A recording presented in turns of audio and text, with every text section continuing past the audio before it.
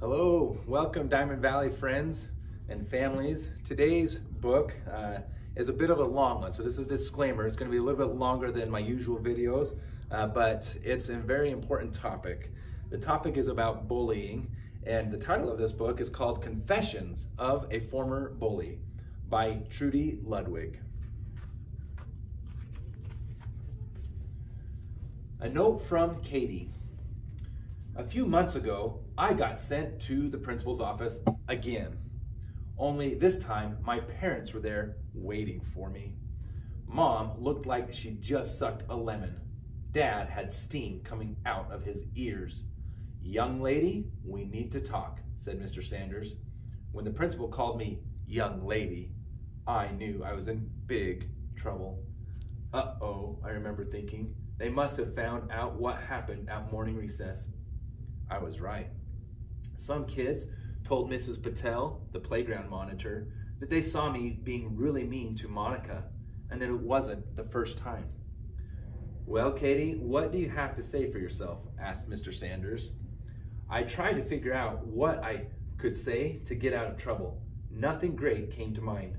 Telling grown-ups what they wanted to hear had worked for me before, so I ended up mumbling, "Sorry," even though I really didn't mean it. Mom's shoe tapped on the floor. Tap, tap, tap. Dad was giving me his famous death glare, staring right at me and through me at the same time.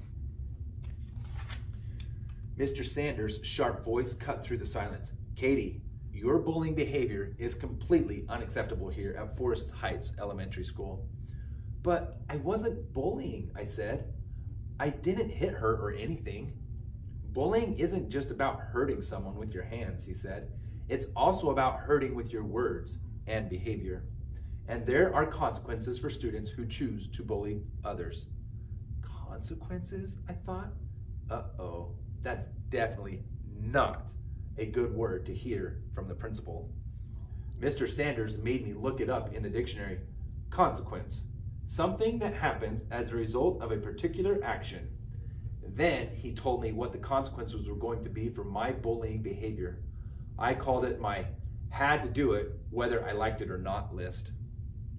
Number one, I had to spend 3 lunch periods in the principal's office thinking about what I did wrong and writing down 3 ways I could have handled myself differently without hurting anyone. Number 2, I had to meet with Mrs. Petrowski, the school counselor, once a week to learn more about bullying behaviors and how to be a better friend. And number 3, I had to figure out how to make up for the hurt I caused when I bullied other kids. Sheesh, those were tough consequences. It wasn't long before I checked consequence number 1 off the list. Consequence number 2 didn't seem like it would be a big deal, but the last consequence was a whole different story. How was I going to check off consequence number 3? At first, I was nervous about meeting with Mrs. Petrowski every Tuesday afternoon, but she actually turned out to be pretty cool for a grown-up, and I learned a lot, way more than I thought I would. My parents had me keep a journal to write down all of the important stuff I was learning. I even included some of Mrs. Petrowski's Think About It and quick fact cards she gave to me to help me think about bullying and friendships in a whole different way. And these Think About It cards and these quick fact cards will come up in the rest of this book, you'll see. One day, when I was waiting for my mom to pick me up after school, Mrs. Petrowski noticed me writing in my journal. She asked if she could take a peek, and I let her. She smiled as she read some of the pages. "You know, Katie," she said, "you've got a lot of helpful information in that journal of yours." That's when it hit me. The best idea ever! I finally came up with a great way to right my wrong. The last of Mr. Sanders' 3 consequences. I'd turn my journal into a special book for kids about bullying, so they could learn why it's not okay and what they could do to help stop it. The next day, I met with Mr. Sanders and Mrs. Petrowski to talk about my idea. Guess what? They loved it! So that's the story behind this book I'm going to share. I'm excited that you're reading it, and I hope it'll help you like it has helped me. Sincerely, Katie. And here's her first think about it card.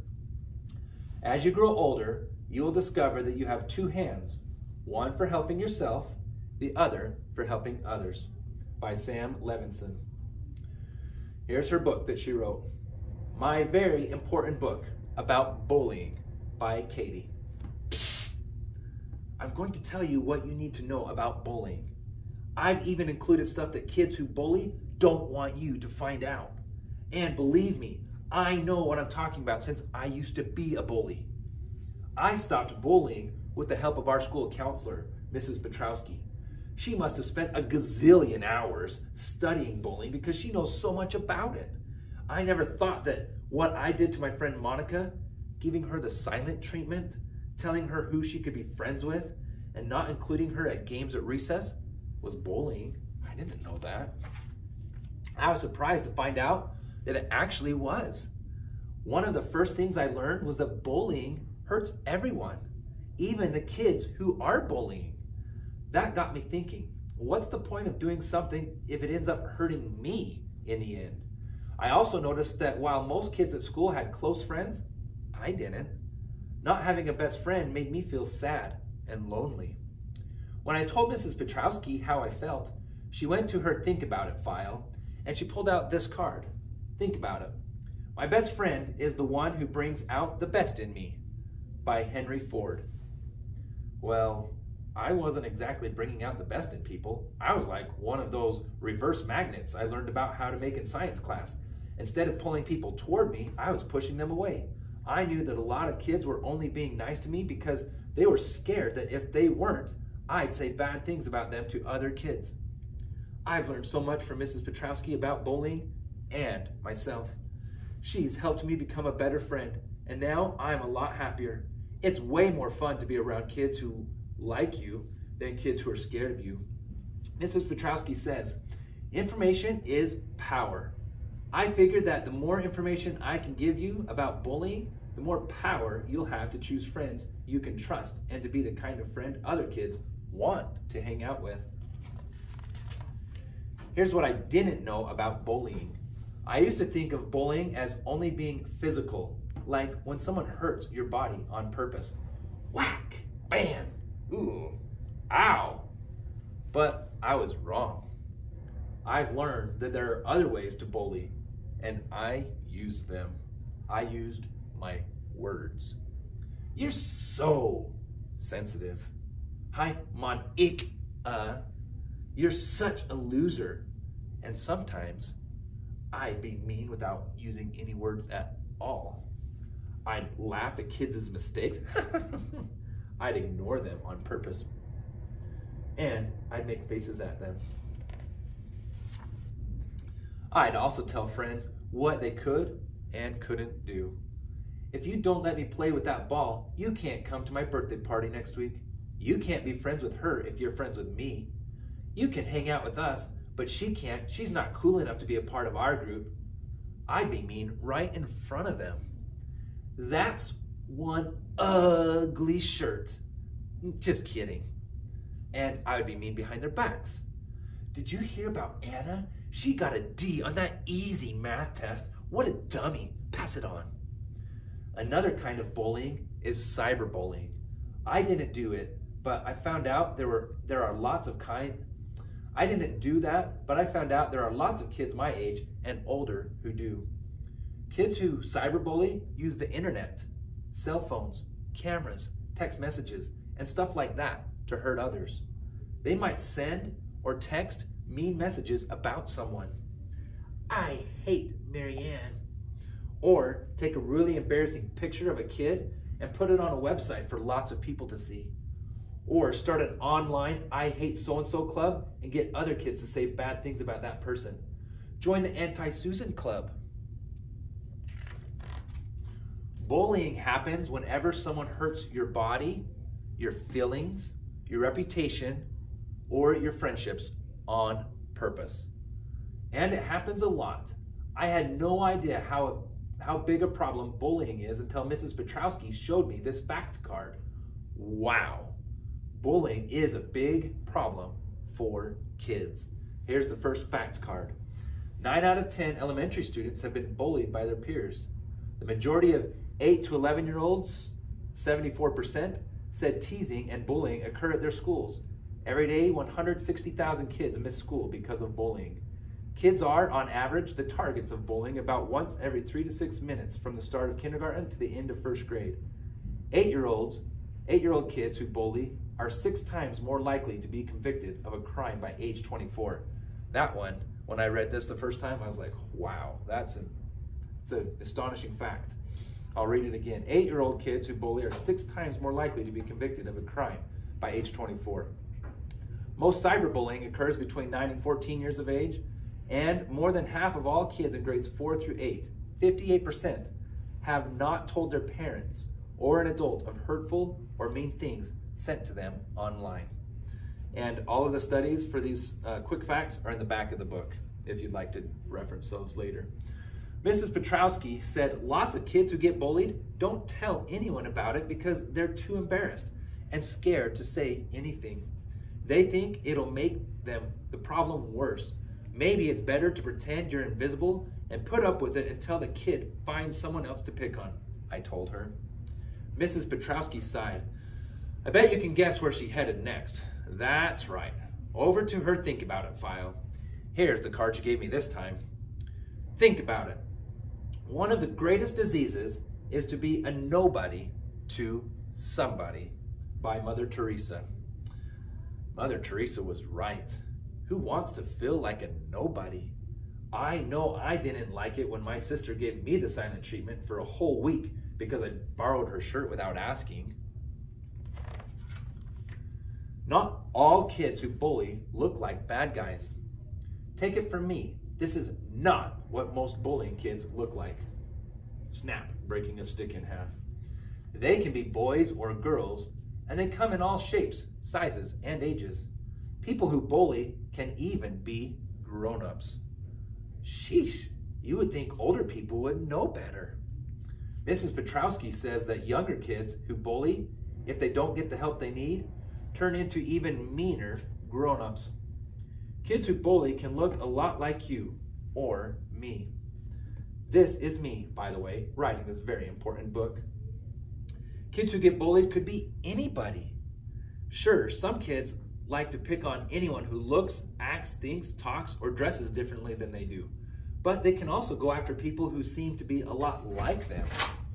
Kids who get bullied, Mrs. Petrowski calls them the targets of bullying, can be boys or girls. And just like the kids who bully, targets come in all shapes, sizes, and ages. Why do kids bully? I've heard a lot of excuses for being mean on purpose. I've even used some of these excuses myself. Her clothes are so dorky. She's such a nerd. He's W-E-I-R-D. He's weird. He's so gay. He's too fat. She doesn't look like us. He smells P.U. Mrs. Petrowski says there's only one reason why people pick on others. It's because they're choosing to be mean. It's as if they're putting on a bully hat so that they can play the part of the bad guy who goes after the good guy, like in the movies. Here's something I bet you'd be surprised to know. At one time or another, you may have worn a bully hat. Just like me. What? You don't believe me? Okay, then be honest. When kids have been mean to you, have you ever been mean back on purpose? See how easy it is to wear that hat? The most important thing to know about the bully hat is that you can choose to put it on or you can choose to take it off. Like Mrs. Petrowski says, the choice is all yours. Remember why I decided to take off my bully hat? I learned that bullying hurts everyone, including the kids who are bullying. Here's another think about it card from Dr. Seuss. You have brains in your head, you have feet in your shoes. You can steer yourself any direction you choose. And some more quick facts. I'm going to read the second one here. It says, kids find emotional bullying more harmful than physical bullying. And emotional bullying is like spreading rumors, gossiping, giving the silent treatment, or excluding others from groups or activities. They don't like that. Also, bullying is a learned behavior. Kids can learn it at home, on the playground, in school, or in their neighborhood. And there's safety in numbers. It is harder for kids to bully you when you have supportive classmates by your side. Ouch. Bullying hurts everyone. Targets. Kids who are bullied get headaches and stomach aches. They feel sad most of the time and they don't want to go to school. They can also end up hurting themselves and others. Bystanders. Kids who see other kids get bullied don't feel safe and get headaches and stomachs. Just like the kids who are being bullied, they feel helpless and powerless and also have trouble coping with and solving problems. And the bullies. Kids who bully others are more likely to go to jail, use alcohol or drugs, have eating disorders, or drop out of school when they're older. They're also likely to feel lonely or sad and have fewer close friends. Nobody likes being treated badly, not even the kids who bully. Mrs. Petrowski says that some kids don't like taking responsibility for their mean behavior. I know I didn't. I figured the kids I picked on somehow deserved it. I mean, was it really my problem that so-and-so was such a loser? But a few weeks ago, something happened in my class that got me thinking. Our teacher, Mr. Randall, had us practice out loud our lines from a play we were reading. When it was Javier's turn, he stuttered a lot. I knew he couldn't help it, but that didn't stop me from rolling my eyes and laughing. Mr. Randall looked mad. I thought he was going to give the same old boring talk about how it's not nice to laugh and make fun of other kids, but he didn't. Instead, he just told us about a new class rule. Kids with freckles have to stay after class to clean up the classroom. What? I thought I've got freckles. That is so not fair. When the bell rang, I went to Mr. Randall to tell him what I thought about his stupid new rule. Why do you think that's unfair? He asked. Oh, he probably didn't say it like that. Why do you think that's unfair? He asked. Because it's not my fault I have freckles. They're just a part of who I am. I shouldn't be punished for that. Said Mr. Randall. That's a good point, Katie. Just like how Javier talks is a part of who he is, should he be made fun of for who he is? I guess not. Then Mr. Randall had me write down how I would describe myself to somebody who has never met me before. This is what I wrote. Who am I? My name is Katie McDonald. I'm almost 11 years old. I am tall and thin. The color of my skin is white, and I have freckles. I have curly brown hair and green eyes. I bite my nails when I get nervous. I'm a good reader, but I'm not good at math. I showed Mr. Randall my list when I was done. Now, tell me, he said, how would you feel if one of your classmates made fun of any of the items on your Who Am I list? Ouch. I never thought of it that way before. I ended up apologizing to Javier because I knew it was the right thing to do. And I still had cleanup duty, not because of my freckles, Mr. Randall explained, but because that was the consequence for what I did to Javier. Sheesh, there was that word again, consequence. Every teacher in this school must use Mr. Sanders' dictionary. Think about it. Never be bullied into silence. Never allow yourself to be made a victim. Accept no one's definition of your life. Define yourself. Harvey Fierstein. What do kids who bully want? When I wore my bully hat, I wanted to push your buttons. I wanted to make you mad. I wanted to make you scared. I wanted to make you sad. When I pushed your buttons, it made me feel more powerful than you. And I liked that feeling so much that I turned into a power-sucking machine, sucking all the power right out of you and putting it into me. Don't let kids like me do that. Now, I know this can be really hard to do, but you have more power than you think without having to be mean back and make things worse. Think about it. You must be the change you wish to see in the world. Mahatma Gandhi. Mr. Gandhi sure sounds a lot like my grandma. She's always telling me, treat people the way you want to be treated. But sometimes it's really hard to figure out how to treat someone who is hurting you with their words. That's where grown-ups can help. Mrs. Petrowski says that everyone on this planet is born with a special tool belt. In fact, you're wearing yours right now, even though you can't see it or feel it. She says, it's okay to be mad. It's not okay to be mean.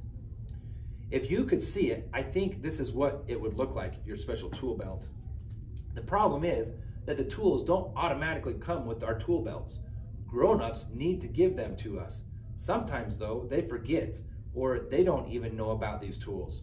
But don't worry, since I got my starter tool set for Mrs. Petrowski, I'll share mine with you. Introducing Mrs. Petrowski's totally awesome Empower Tools. I've practiced using these tools lots of times with Mrs. Petrowski, and they really do work. Just last week, my brother called me a freckle-faced dork in front of his friends, including this boy that I kind of like. How embarrassing is that? But instead of losing it by crying or yelling at him like I normally do, this is what I said. Thanks for noticing my freckles. You should have seen the surprised look on my brother's face. That felt so good. And the best part is that I didn't have to be mean to feel good.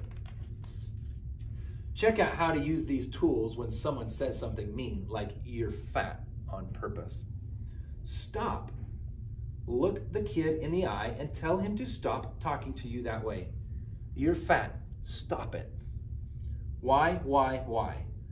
Ask a why question after someone says something mean to you. It distracts the kid who is trying to push your buttons. You're fat. Why do you think I'm fat? Because you eat too much. Why do you think I eat too much? Oh, forget it. Walk away. If someone is being mean to you, you don't have to stand there and take it. Walk or run to a safe place and hang out with grown-ups and kids that you trust. You're fat. I'm just gonna walk away. So, whatever, who cares?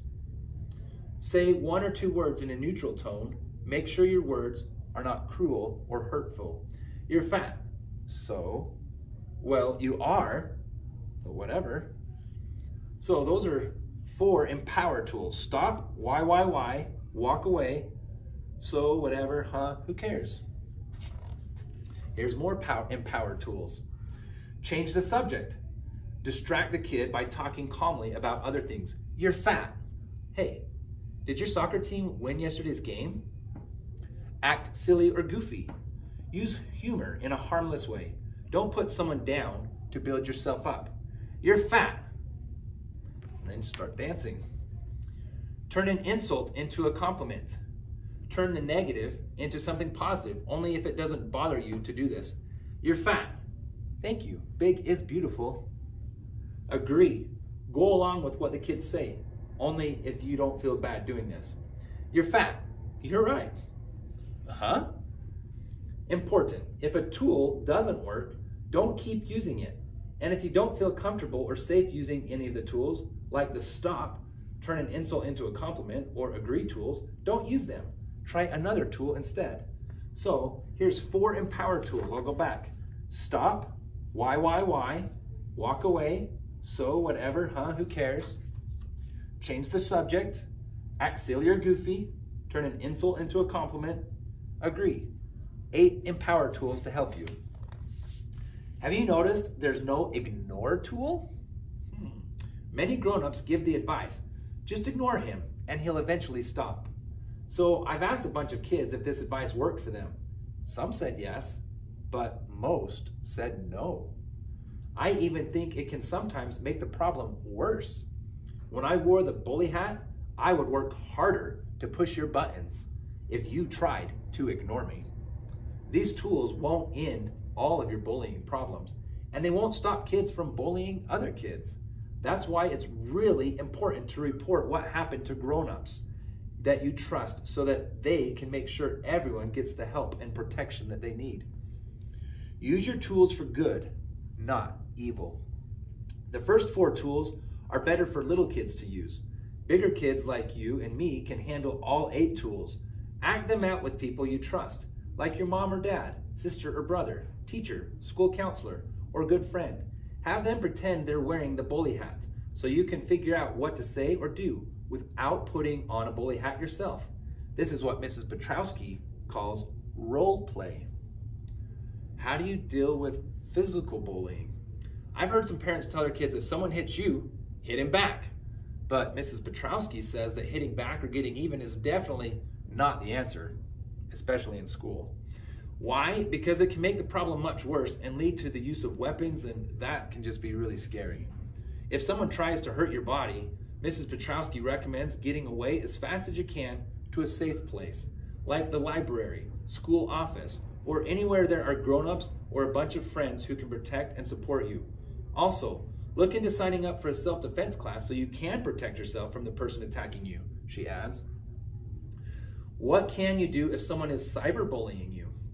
Well, if you get a hurtful email, text message, or anything like that, don't get even by sending a mean message back. If you do, you'll be cyberbullying too, and you can get in a lot of trouble wearing that cyberbullying hat, not just with your parents, who could ground you for 1 trillion years, but also with your school and even the police. It's much better to save the message, print it out if you can, and show it to a grown-up you trust.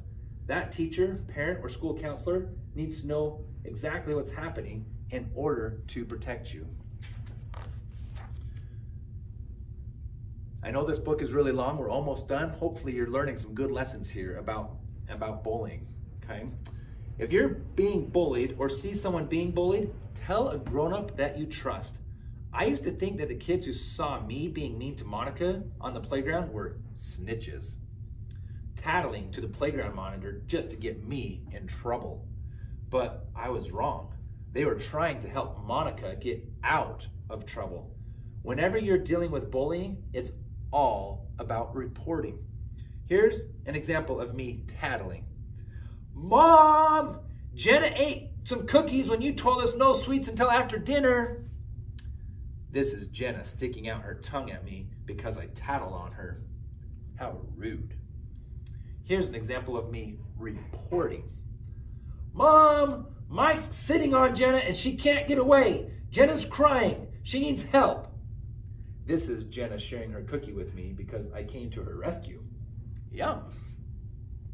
Quick fact card. Know the difference between tattling and reporting. Tattling is when you're trying to get kids in trouble, when they are not hurting themselves or others.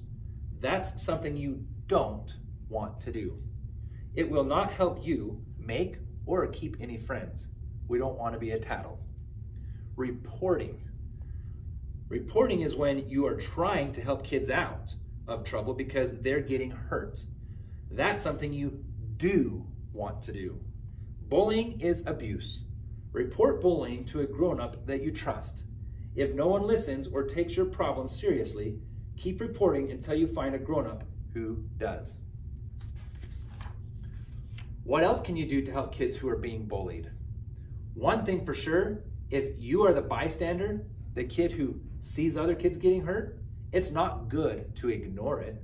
When this girl on my swim team was bullying me, most of my teammates did nothing. Some even laughed at that girl's mean jokes about me. It felt like they were joining her team, the bullying team. I was so hurt that my friends didn't stick up for me that I went to Mrs. Petrowski's office to talk to her about it. And she gave her a card from her file. Think about it. In the end, we will remember not the words of our enemies, but the silence of our friends. From Dr. Martin Luther King Jr. I get what Dr. King is saying, I told Mrs. Petrowski, but what if the bystander doesn't feel safe saying, cut it out, because there's a really good chance the mean kid will come after her? Well, she explained, there is more than one way to help without risking your own safety, and that's when Mrs. Petrowski went over this Be a Hero Bystander list with me.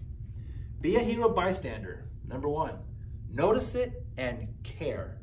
Imagine what it would be like to be in the shoes of the kid who is being bullied. How would you feel?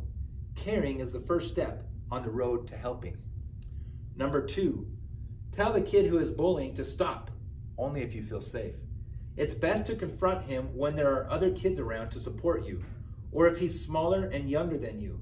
If it's too risky or scary for you to do, then get help from an adult that you trust. Number 3, reach out to kids who are being bullied. Listen to their concerns and comfort them. Include them in your group or activity.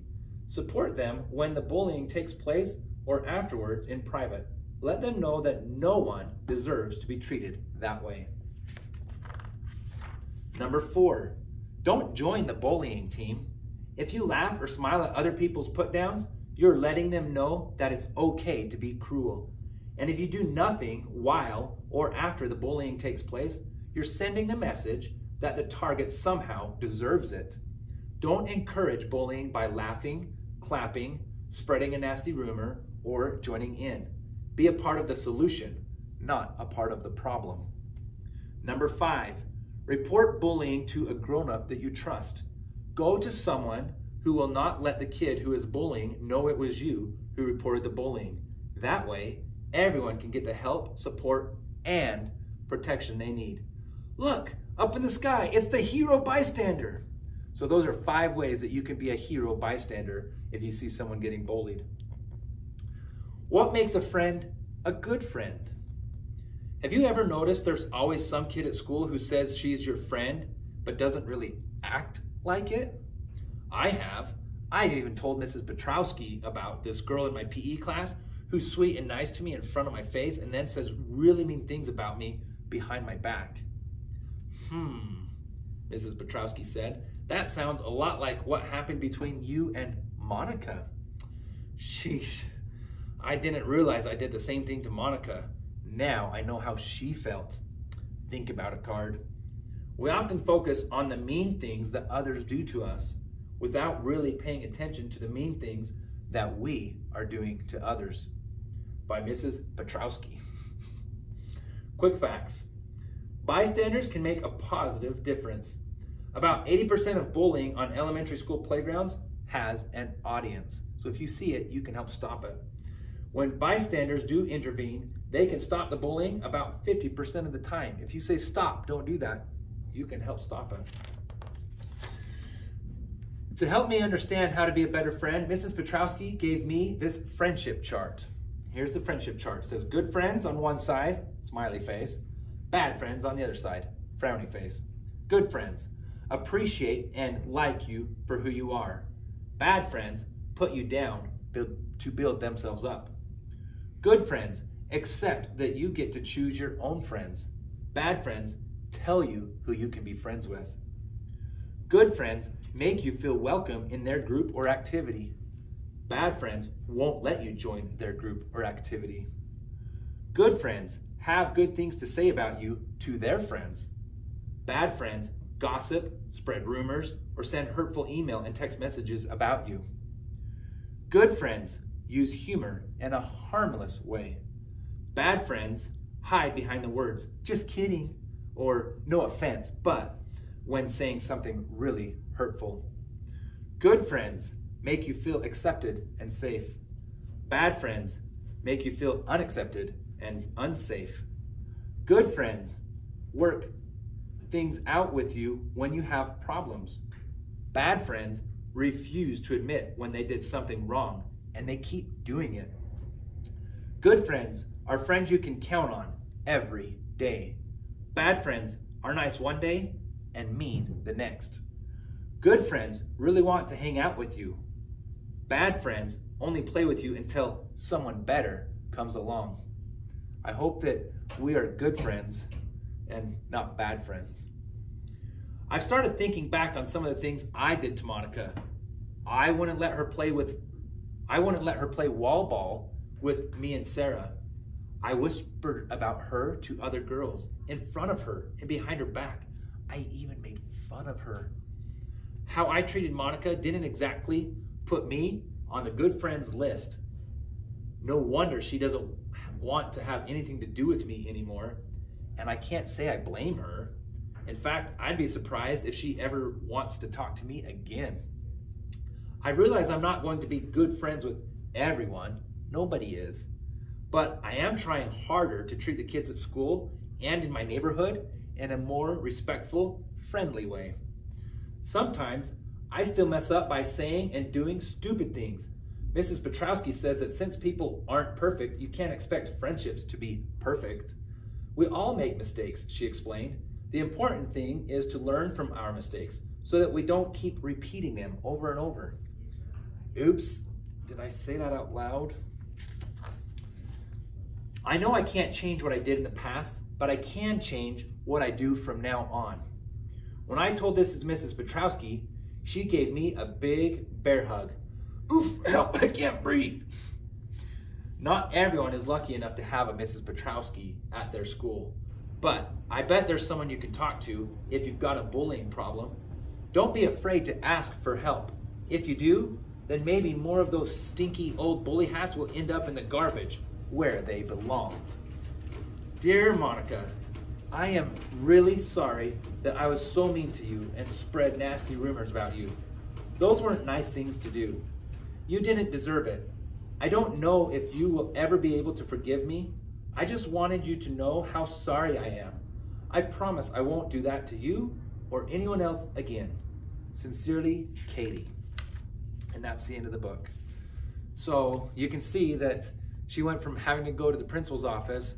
She had 3 consequences, and one was the result of her seeing what she can do to do different. She wrote this book, and we all learned a lot about what bullies are and how to stop bullying and how to get out of a situation ourselves and how we can help others. And I hope that we can choose to be good friends here at Diamond Valley. Thanks for listening. Have a great week.